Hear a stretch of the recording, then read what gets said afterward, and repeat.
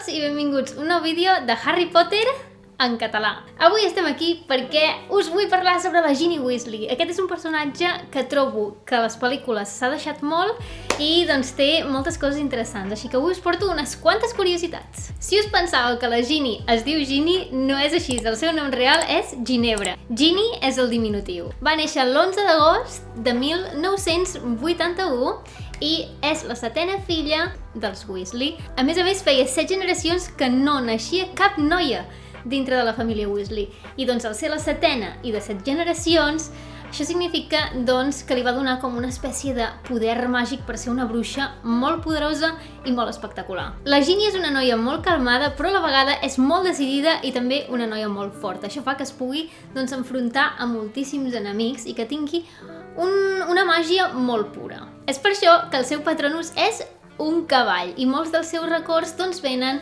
de tenir una família feliç i unida que sempre la recolza.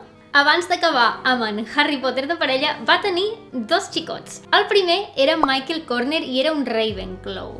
Tenia l'edat d'en Harry i es van conèixer doncs amb la Ginny perquè eren part doncs tots dos de l'exèrcit d'en Dumbledore. El que passa que aquell mateix any la Ginny va decidir tallar amb ell perquè va fer una rebequeria de nen petit després d'acabar un partit de Quidditch on Ravenclaw havia perdut contra Gryffindor. Més endavant, aquell any, doncs, ell va començar a sortir amb la Cho Chang. Després va començar a sortir amb en Dean Thomas, que també era de l'edat d'en Harry, era un Gryffindor i doncs era també jugador de Quidditch, només durant una temporada. Era una gran jugadora de Quidditch, va jugar en diverses posicions dintre de l'equip de Quidditch de Gryffindor i després, més endavant, a partir de l'any 2000, va començar a jugar en un equip de Quidditch professional. Aquest equip es deia les Bruixes de Holyhead i és un dels equips més antics de la Lliga de Gran Bretanya i d'Irlanda. Una vegada es va haver retirat, va començar a ser la reportera del periòdic profètic sobre la temàtica de Quidditch. I això és tot per avui, Potterheads. Aviat aquí al canal tindrem un altre vídeo que estarà relacionat també una miqueta amb la Ginny Weasley, així que no us ho perdeu. Deixeu-me als comentaris què us sembla aquest personatge